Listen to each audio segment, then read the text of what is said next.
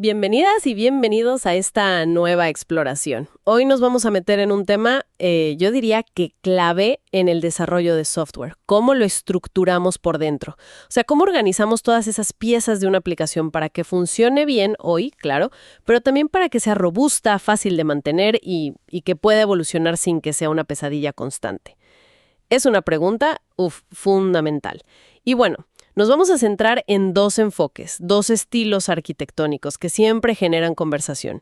La arquitectura en capas, la clásica, ¿no? O a veces llamada N-tier. Y por otro lado, la arquitectura hexagonal, esta que también se conoce como de puertos y adaptadores. Ambas buscan poner orden, sí, pero lo hacen desde ángulos muy diferentes. La idea hoy es desgranar un poco qué hay detrás de cada una, ¿no? Apoyándonos en lo que dicen las fuentes, qué problemas buscan resolver, cómo funcionan por dentro y sobre todo qué implica elegir una u otra en la práctica. Queremos ir más allá de la definición, ver los pros, los contras, lo que afecta el día a día. Exacto. Porque esto no va solo de hacer diagramas bonitos, ¿eh? Como dicen varias fuentes, la arquitectura de software tiene un fin súper pragmático. Hacer más fácil todo el ciclo de vida del sistema, desde que lo piensas y lo desarrollas, hasta cómo lo pruebas, cómo lo despliegas y, fundamental, cómo lo cambias y lo adaptas con el tiempo. Una buena arquitectura debería ayudar en todo eso, no complicarlo más. Así que, sí, entender estas opciones es clave. Perfecto. Pues empecemos por la que quizás suena más familiar para muchos. La arquitectura en capas. Las fuentes dicen que es una forma de partir el sistema por criterios técnicos. ¿Puedes contarnos más de eso? Claro. Mira, la idea principal es dividir la aplicación como en niveles, ¿no? Horizontales. Y cada nivel tiene una responsabilidad técnica muy específica. Piensa en las capas típicas que se mencionan siempre. Una capa de presentación, que es la interfaz, lo que ve el usuario, o una API web, por ejemplo. Luego una capa de lógica de negocio, donde están las reglas, los procesos importantes del sistema. Y abajo una capa de acceso a datos, o persistencia, que es la que habla con la base de datos. A veces hay más capas intermedias, pero esa es la idea base, dividir por función técnica. Entiendo la división, presentación, lógica, datos. Pero, ¿cuál es el objetivo? O sea, ¿por qué separar así? ¿Qué se busca ganar separando la interfaz de la lógica, por ejemplo? El gran objetivo es lo que se llama separación de responsabilidades, pero a nivel técnico. Se busca que cada capa se centre en su tarea y no se mezcle, digamos, con las otras. Idealmente, una capa solo debería hablar con la que tiene justo debajo. Por ejemplo, la presentación llama a la lógica de negocio, pero no debería tocar la base de datos directamente. Esto, en teoría, claro, busca desacoplar un poco. O sea, si cambias la base de datos, que está abajo en la capa de persistencia, pues no deberías tener que cambiar la interfaz de usuario, que está arriba. Es como un principio básico para poner orden. Suena muy ordenado, sí, al menos en el papel. Y dices que es común, por ejemplo, en aplicaciones web. Las fuentes hablan mucho del patrón modelo vista controlador, el MVC, en este contexto. ¿Cómo encaja ahí? Buena pregunta.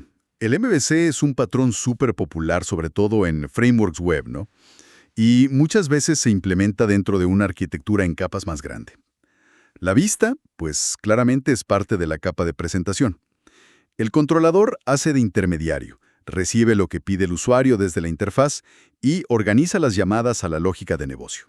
Y el modelo, bueno, suele encapsular los datos y a veces parte de la lógica, y es el que interactúa con la capa de acceso a datos.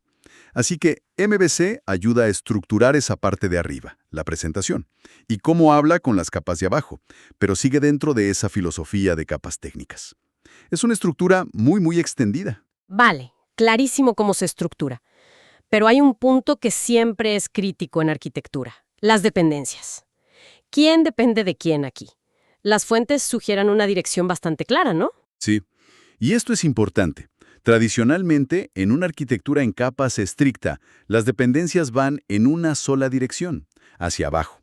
O sea, la capa de presentación depende de la capa de lógica de negocio, y la capa de lógica de negocio depende de la capa de acceso a datos. La base de datos allá al fondo no depende de nadie de arriba. Esa es la dirección, digamos, natural de las llamadas en este estilo. Las capas de arriba conocen y usan a las de abajo. Bien, parece una forma lógica, estructurada, para empezar un proyecto. Da como una hoja de ruta clara. ¿Cuáles serían entonces sus ventajas principales? ¿Qué dicen las fuentes? Su fortaleza principal es esa, la claridad y que es muy familiar. Muchos desarrolladores ya conocen este enfoque. Eso facilita que la gente nueva que entra al equipo entienda el sistema rápido. Da un punto de partida pues razonable para organizar las partes técnicas y separar las responsabilidades básicas. Para aplicaciones que no son súper complejas puede ser suficiente y funcionar bien. Pero, siempre hay un pero, ¿verdad? Imagino que tiene su lado B. Las fuentes también avisan de algunos riesgos o desventajas. ¿Cuáles son esos puntos débiles? Sí, y son importantes, ¿eh? Uno de los riesgos más comunes es que, con el tiempo, esas dependencias se vuelvan muy rígidas. A veces, por las prisas o por conveniencia, la gente tiende a saltarse capas. Por ejemplo, que la interfaz llame directo a la capa de datos. Y eso rompe el aislamiento que se buscaba. Crea un acoplamiento que no quieres. Y claro, hace que los cambios sean más difíciles, más riesgosos. Se pierde esa mantenibilidad que se buscaba al principio. Otro problema, y este es gordo, es que si las capas técnicas mandan mucho en la estructura, la lógica de negocio pura, lo que es el corazón de la aplicación, puede quedar muy mezclada o muy pegada a detalles de implementación, como frameworks específicos o cómo está estructurada la base de datos. Y eso hace difícil aislarla, probarla sola, hacerla evolucionar. Probar la lógica de negocio sin tener que levantar toda la parafernalia, la interfaz, la base de datos real, puede ser complicado, lento. Los textos sobre fundamentos lo señalan. Ojo con el acoplamiento y la dificultad para proteger el dominio. Mencionaste también algo de las fachadas, facades, que a veces se usan entre capas. ¿Qué pasa con ellas? Ah, sí, exacto. A veces para que la comunicación entre capas sea más simple, se meten fachadas. La intención es buena, ¿eh? Ofrecer una interfaz más sencilla a la capa de arriba. Pero como advierten los patronos de diseño, y se ve mucho en la práctica, estas fachadas pueden empezar a crecer y acumular demasiadas responsabilidades. Se convierten en lo que a veces se llama objetos todopoderosos, o God Objects. Clases enormes que saben y hacen de todo, mezclando lógica de aquí y de allá, y acoplándose a un montón de cosas. Se vuelven un cuello de botella y un punto súper frágil. Entendido. Queda claro.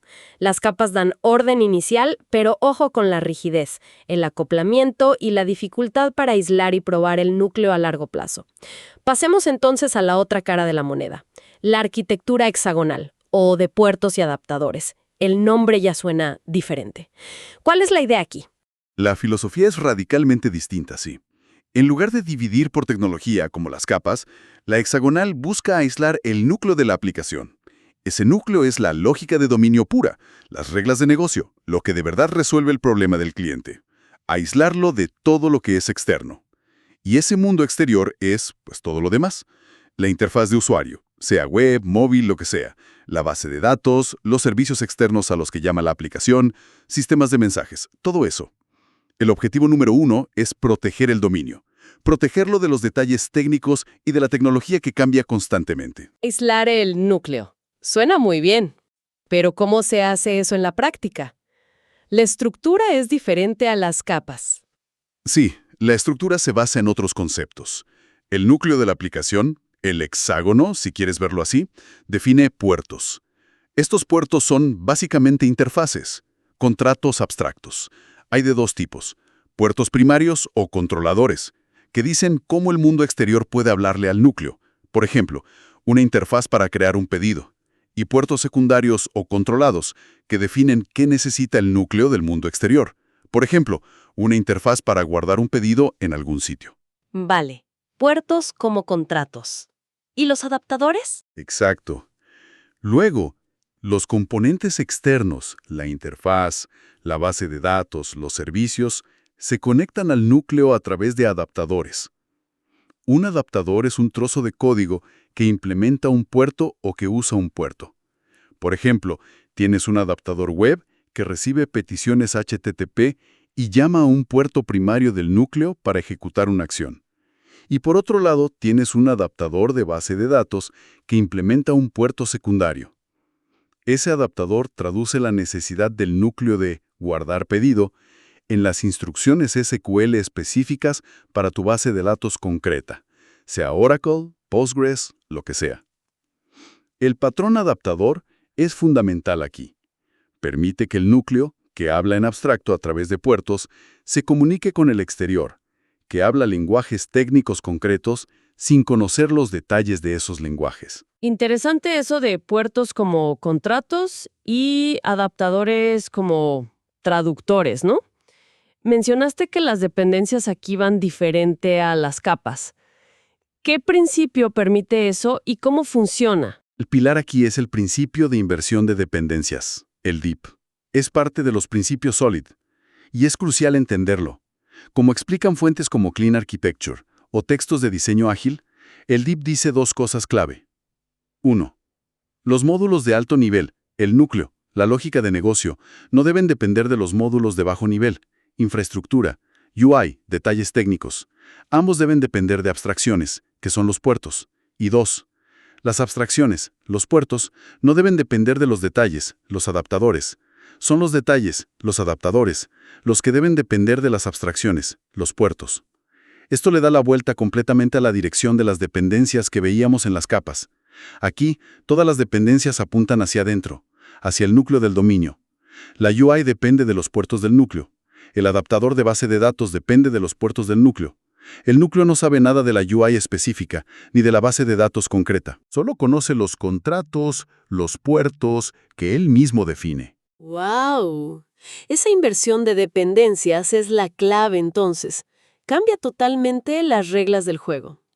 ¿Y cuál es el gran beneficio de lograr que todo apunte hacia adentro, protegiendo hacia el dominio? El objetivo final, y el gran beneficio, es conseguir que la lógica de negocio sea totalmente independiente, agnóstica podríamos decir, de la tecnología, de la interfaz, del sistema de base de datos que uses, de los frameworks, de los servicios externos.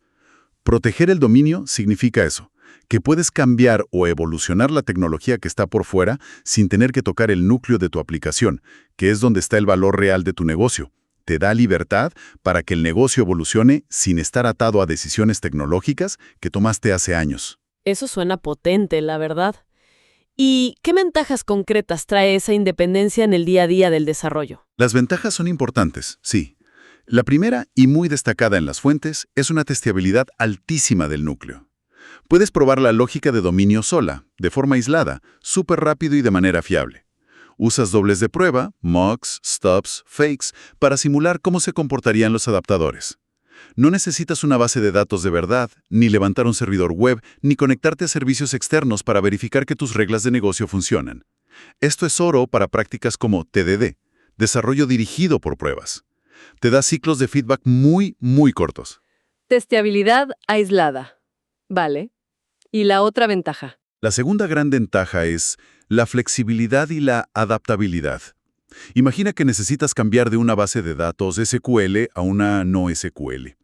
En teoría, solo necesitas crear un nuevo adaptador de persistencia que implemente el puerto que ya tenías definido, sin tocar el núcleo. O quieres añadir una nueva interfaz como una API para móviles además de la web que ya tienes. Pues creas un nuevo adaptador que use los puertos primarios que ya existen. Esa capacidad de cambiar o añadir piezas de infraestructura es una consecuencia directa de aplicar bien el DIP y el patrón adaptador. Te da muchísima libertad tecnológica a largo plazo. Altísima testeabilidad y flexibilidad para cambiar piezas sin tocar el núcleo. Suenan como victorias importantes. Pero, ¿no hay pegas? Las fuentes decían que puede parecer más compleja. ¿Es más difícil de implementar o qué? Es una percepción común. Sí, tiene parte de razón.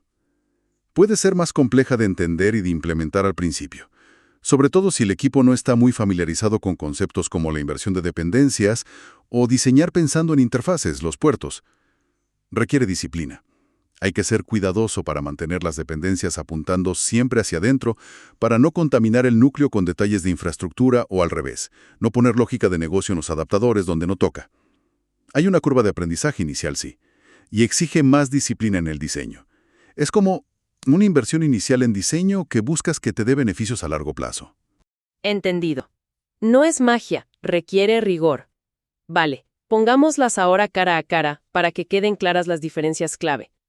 Si tuvieras que resumir la diferencia principal en cómo dividen la aplicación, ¿cuál sería? La diferencia fundamental está en el criterio que usan para cortar, para dividir. La arquitectura en capas divide principalmente por función técnica: presentación, lógica, datos. Es una división horizontal, basada en la tecnología. En cambio, la arquitectura hexagonal divide entre interior y exterior. El interior es el núcleo del dominio, la lógica pura. El exterior es todo lo demás: UI, infraestructura, servicios. Es una división basada en el propósito: negocio versus mecanismos técnicos. El foco es proteger el núcleo. Y esa diferencia en cómo dividen lleva a la diferencia clave en las dependencias, ¿verdad? Exactamente. Es causa y efecto directo. En capas, las dependencias van típicamente hacia abajo. La UI depende de la lógica depende de los datos. Las capas de arriba conocen a las de abajo. En hexagonal, por la magia de la inversión de dependencias, DIP, todas las dependencias fluyen hacia adentro, hacia el núcleo. La infraestructura y la UI dependen de las abstracciones, de los puertos, que define el propio núcleo. El núcleo no depende de ellas. Es un cambio radical en cómo fluye el control y el conocimiento dentro del sistema. Hablemos de flexibilidad. Mencionaste que hexagonal suele ser más flexible para cambiar cosas como la base de datos. ¿Puedes comparar eso un poco más? Claro. En hexagonal, si quieres cambiar la base de datos, idealmente, lo que haces es implementar un nuevo adaptador de persistencia. Uno que cumple el contrato, el puerto, que el núcleo ya definió para guardar datos. El núcleo ni se entera del cambio. Sigue pidiendo guardar a través de su puerto abstracto. El impacto se limita a crear ese nuevo adaptador y configurar el sistema para que lo use. Ahora, en capas, si tu lógica de negocio está muy acoplada a la capa de datos específica, por ejemplo, si usa directamente tipos de datos del ORM o tiene SQL específico para un motor concreto, cambiar la base de datos puede significar tener que meter mano y modificar la propia lógica de negocio, además de la capa de datos, claro. Ese acoplamiento hace que el cambio sea más invasivo, más riesgoso. La inversión de dependencias de hexagonal crea como una barrera protectora ahí. Y esa diferencia en el acoplamiento pega directo en la facilidad para probarlas, ¿cierto? Totalmente. Como decíamos, hexagonal hace mucho más fácil probar el núcleo de forma aislada. Puedes usar dobles de prueba, mocks, stubs, para simular cómo se comportarían los adaptadores UI, base de datos, servicios, de forma rápida y controlada. Esto te permite verificar la lógica de negocio sin depender de nada externo real. Es genial para eso. En capas, probar la lógica de negocio puede ser más complicado. Muchas veces necesitas montar más infraestructura. Quizás una base de datos en memoria, que, ojo, no siempre se comporta igual que la real, o incluso usar una base de datos real, o usar los colaboradores reales de las capas de abajo. Y eso hace que las pruebas sean más lentas, más frágiles, pueden fallar por cosas que no tienen que ver con la lógica que estás probando, y son más difíciles de escribir y mantener. Las fuentes sobre TDD y diseño limpio siempre resaltan esta ventaja de la testeabilidad aislada que te da hexagonal. Entonces, después de ver las dos, ¿podremos decir que una es objetivamente mejor? ¿O la respuesta es, bueno, más complicada? La respuesta, como casi siempre en esto de la arquitectura, es un rotundo depende. Depende del contexto. No hay balas de plata, solo compensaciones, trade-offs. La arquitectura en capas puede ser una opción perfectamente válida, pragmática para aplicaciones más simples, donde la lógica de negocio no sea súper compleja o no cambie cada 2x3, y donde quizá lo que más importa es que sea familiar y rápida de empezar a desarrollar. Su simplicidad conceptual al inicio es una ventaja clara en esos casos. Vale, para lo simple, capas puede ir bien. Exacto. Por otro lado, la arquitectura hexagonal brilla de verdad en sistemas más complejos, que van a vivir mucho tiempo. Especialmente si tienen una lógica de dominio rica, importante, valiosa, que necesitas proteger de los cambios tecnológicos. Cuando la flexibilidad a largo plazo para cambiar la tecnología de UI o la base de datos o los servicios externos es una prioridad alta, y cuando la testeabilidad independiente y robusta del núcleo es crucial, piensa en entornos regulados o de misión crítica, bueno, ahí la inversión inicial en el diseño hexagonal suele pagarse con creces. En mantenibilidad, en adaptabilidad, en reducir riesgos. Tiene todo el sentido. No es blanco o negro, es evaluar qué necesita tu proyecto. Y es posible que convivan o que una evolucione hacia la otra. A veces los sistemas empiezan simples y se complican. Y a la vez, tener otros módulos más periféricos, más simples, que sigan una estructura en capas tradicional, sin problema. Y segundo, la evolución es súper común. Muchos sistemas grandes, monolíticos, que empezaron con capas, al crecer se topan con los problemas de acoplamiento y rigidez que dijimos. Y cuando se refactorizan, sobre todo si se mueven hacia cosas más modulares o incluso microservicios, los principios de puertos y adaptadores, la base de hexagonal, son una guía excelente. Te ayudan a definir los límites claros, los contratos, APIs, eventos, entre esos nuevos componentes o servicios. Te ayudan a conseguir el desacoplamiento que necesitas para que puedan evolucionar y desplegarse por separado. De hecho, los patrones de microservicios beben mucho de estas ideas. Fascinante. Entonces, resumiendo muy rápido, capas organiza por tecnología, dependencias hacia abajo, simple al inicio pero con riesgo de rigidez. Hexagonal protege el dominio, aísla el núcleo con puertos y adaptadores, invierte dependencias hacia adentro, favorece testeo y flexibilidad a largo plazo, pero con más curva de aprendizaje inicial. Exactamente. La elección final es entender cómo de complejo es tu dominio, cómo de volátil esperas que sea la tecnología externa, y cuánto valoras la mantenibilidad, la testeabilidad aislada y la adaptabilidad futura, enfrente a la simplicidad del principio. Son compensaciones conscientes. Hay que poner las cartas sobre la mesa y decidir. Como dicen las fuentes sobre arquitectura limpia, el objetivo final de una buena arquitectura es soportar todo el ciclo de vida del sistema. Hacerlo entendible, fácil de desarrollar, de probar, de desplegar y, crucialmente, de mantener y evolucionar con el tiempo, con un costo razonable y ayudando a que el equipo sea productivo a largo plazo. Una buena arquitectura como inversión a futuro, no solo como una foto inicial. Y bueno, para dejar una última reflexión ahí picando, basada en todo esto que hablamos, más allá de la mantenibilidad puramente técnica, ¿cómo podría esa elección inicial entre capas más tradicional y hexagonal, con su foco en invertir dependencias y desacoplar el dominio, impactar directamente en la agilidad del equipo? O sea, en su capacidad real para responder y adaptarse rápido a los cambios que pide el negocio, que siempre llegan, ¿no? Una pregunta que quizás valga la pena hacerse al empezar el próximo proyecto.